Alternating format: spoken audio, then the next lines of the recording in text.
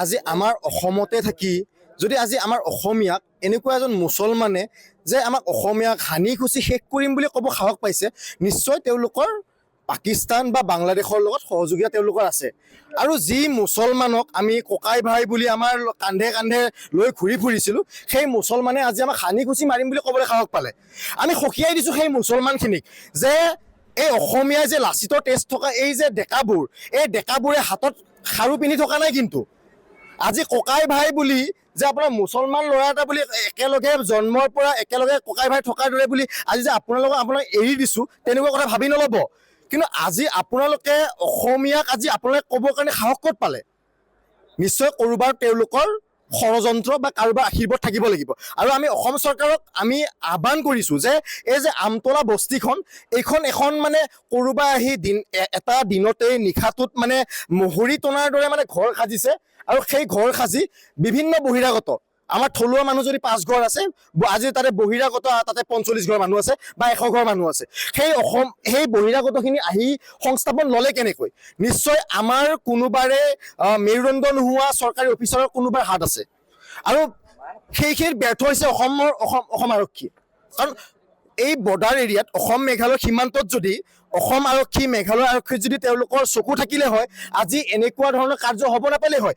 আজি অসমতে থাকি আজি আমাৰ অসমৰ থলুৱা মানুহক এজন মুছলমান ল'ৰাই এনেকৈ যদি ক'ব কাৰণে সৎ সাহস তেওঁ পাইছে, নিশ্চয় কাৰোবাৰ তেওঁলোকৰ আশীৰ্বাদ আছে। আমি অসম আৰক্ষীক আৰু আমি তেওঁলোকক আহ্বান কৰিছোঁ যে যদি আপোনালোকে তেওঁলোকক যদি অকণমান মানে দিনৰ পোহৰততো আপোনালোকে ক'লা চশমা পিন্ধেই, নিশাৰ আন্ধাৰতো আপোনালোকে ক'লা চশমা নিপিন্ধি সেই মুছলমানবিলাকক এৰেষ্ট কৰি আপোনালোকে এনকাউণ্টাৰ কৰক। আপোনালোকে নিশাৰ আন্ধাৰত আপোনালোকে টেবুলৰ তলত টকা নলৈ আপোনালোকে অকণমান অসমীয়াৰ যি তেজ আছে আপোনালোকৰ গাত, সেইখিনি আপোনালোকে প্ৰদৰ্শন কৰিবলৈ আমি আহ্বান কৰিছোঁ। নহ'লে নিশ্চয়, কাৰণ আমতলা ভূমি এনেকুৱা হৈছে যে আজি অসমীয়া থলুৱা ল'ৰা এজনে যদি আজি আমাৰ অসমীয়া থলুৱা ল'ৰা এজন যদি ৰাতি কোনোবা মুছলমান ল'ৰাই যদি আক্ৰমণো কৰে, সেই অসমীয়া ল'ৰাজনে গৈ ৰাতি সেই মুছলমান ল'ৰাজনক একো এটা তু বুলি প্ৰশ্ন কৰিব নোৱাৰে। সেই অৱস্থা আজি আমতলাত। কাৰণ কিয়? কাৰণ আমাৰ অসমীয়াৰ একতাটো নাই। সেই যে লাচিতৰ তেজ থকাৰ সেই একতাটো আজি নোহোৱা হৈছে। আজি মুছলমানৰ সেই কিন্তু মোগলৰ তেজখিনি আছে, তেওঁলোকৰ একতাখিনি আছে। সেইকাৰণে আজি অসমীয়াক তেওঁলোকে আঙুলিয়াব পাৰিছে, অসমীয়াক আজি তেওঁলোকে মাৰিব পাৰিছে, অসমীয়াক তেওঁলোকে আজি খেদ বুলিকে খেদিব পাৰিছে। সেইকাৰণে আমি অসমবাসী ৰাইজক আমি আহ্বান কৰিছোঁ যে আপোনালোকে একত্ৰিত হওক। আৰু যি আমাৰ নতুন প্ৰজন্মৰ ছাত্ৰ ছাত্ৰী হওক বা নতুন প্ৰজন্মৰ যি যুৱক যুৱতী আছে, আপোনালোকে একগোট হৈ এই যে মানে খিলঞ্জীয়াৰ বিৰুদ্ধে বা আমাৰ অসমীয়াৰ বিৰুদ্ধে যি ষড়যন্ত্ৰ মানে বহল গতিৰে তেওঁলোকে মানে এটা প্লেনিং কৰিছে, সেইখিনিক যে আমি তেওঁলোক পৰিপূৰ্ণ হ'ব নিদিওঁ। সেইকাৰণে একগোট হ'বলৈ আমি আহ্বান। অংকুৰ আলী যোনটো আছে জেহাদী বুলি ক'ব লাগিব, কিয়নো বাৰে বাৰে আপোনালোকে চাই ল'ব এই বৰ্ণিহাট এলেকাখন এনেকৈ এটা মানে বদনাম জেগা হৈ গৈছে। এটা জেহাদী ই আমাৰ মাই ভণ্টি সেইবিলাক ৰেপ কৰিব এই কথা তেখেতক আজি ফেচবুক লাইভ কৰিছে। সেই ফেচবুক লাইভত সি অপেনলিভাৱে সি কৈছে যে জাতিৰ প্ৰতি বা অসম প্ৰতি এনেকৈ এটা মানে ভাবুকিতা সৃষ্টি আহিছে। আপোনালোকে চাই ল'ব। আজি কিছুমান দিন আগত আমাৰ কাৰ্বি মানুহ হওক বা বড়ো মানুহ হওক, তাতে অলৰেডি তাতে সিহঁতে মানে হত্যা কৰি পেলাইছে অলৰেডি। আজি আৰু তেখেতে চাই ল'ব যে তেখেতে আজি ইমান এটা সাহস যে সিহঁতে এটা সাহস গোটাই কিনে চাওক কেনেদৰে মানে এটা জাতিৰ প্ৰতি বা অসম প্ৰতি এটা মানে ডাঙৰ মানে ভাবুকিতা সৃষ্টি আনিছে।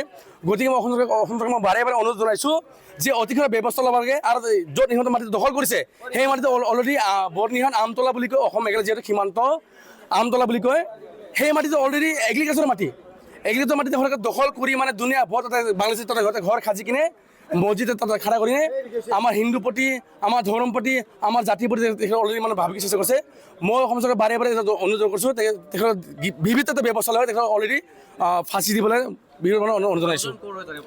মানুহ আমি প্ৰথম গম নাপাওঁ, মানুহজন ইয়াৰ মানুহ নহয়, হা তেখেত কৈছে বৰ্ণিহাট আমতলা অসম চাইডৰ গ্ৰেপ্তাৰ কৰিছে। আজিৰ ঘটনাটো এটা মানে দুৰ্ভাগ্য ঘটনা যে এটা চিটুৱেশ্যন এটা চলি আছে অসমত। এনেকুৱা মুহূৰ্তত তেওঁ এটা যিটো উচতনিমূলক যিটো কথা কৈছে, মানে এটা প্ৰভোকেট যিটো কথা কৈছে মানুহক, এইটো এটা আটাইতকৈ মানে আমাৰ সমাজৰ কাৰণে এটা ডাঙৰ এটা মানে বিপদ কথা।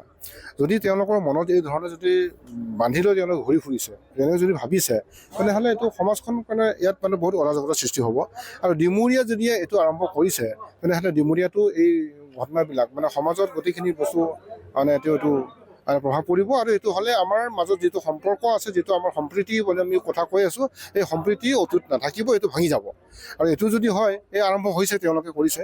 এতিয়া তাত মানে আমাৰ এই যিসকলক আমি সন্দেহ কৰিছোঁ, যিসকল মানে মানুহ ইয়াত মানে বেলেগৰ পৰা আহি পেলাই প্ৰব্ৰজন হৈ পেলাই ইয়াত আহিছে, তেওঁলোকে উচ্ছেদৰ কথাটো আমি চৰকাৰক দাবী জনাওঁ। চৰকাৰে উচ্ছেদ দাবী আৰম্ভ কৰিছে। এই মুহূৰ্তত তেওঁ যিটো উচতনিমূলক কথা কৈছে, ইয়াতো সাংঘাতিক ধৰণে মানে অন্যায় হৈছে। আৰু এইটো মানুহৰ শাস্তি পোৱাটো জৰুৰী বুলি ভাবোঁ। আৰু চৰকাৰে বা এইটো প্ৰশাসনে তেওঁক মানে উচিতভাৱে তেওঁৰ পদক্ষেপ লৈছে। আমি বিচাৰোঁ এনেধৰণৰ মানুহবিলাকক উচিত শাস্তি দিবই লাগিব, আৰু শাস্তি দিয়াৰ দাবী আমি তুলি আছোঁ। ডিমুৰিয়াত এতিয়া কেইবা জাগাতো আছে। তাৰে ভিতৰত তেখেতে যিটো বৰ্ণি আমতলা যিখন গাঁও আছে, তেওঁ নিজেও কৈ আছে যে বৰ্ণি আমতলাত থাকোঁ, মোক কি কৰে চাওঁ, আৰু যিসকলে মোক এই কথাবিলাক ক'ব আহে তেওঁক আমি চুৰিৰে সানি পেলাই মানে নিষেধ কৰিম। আৰু সকলোকে আহ্বান কৰিছে, তেখেতে দা কুঠাৰ যি আছে হাতত লৈ পেলাই তেওঁ সাজু হৈ থাকিবৰ কাৰণে তেওঁ আহ্বান জনাইছে। এইটো আমাৰ কাৰণে কোনো কাৰণে ভাল কথা নহয়, আৰু সামাজিকভাৱে ই এটা ডাঙৰ প্ৰভাৱ পৰিছে। গতিকে আমি এই কথাটো কেতিয়াও মানি ল'ব নোৱাৰোঁ, আৰু বেয়া হৈছে। আৰু এনেকৈ প্ৰভোকেট কথা কোৱা মানুহবিলাকক আমি আইনে তাক শাস্তি দিয়াটো দৰকাৰ বুলি ভাবিছোঁ।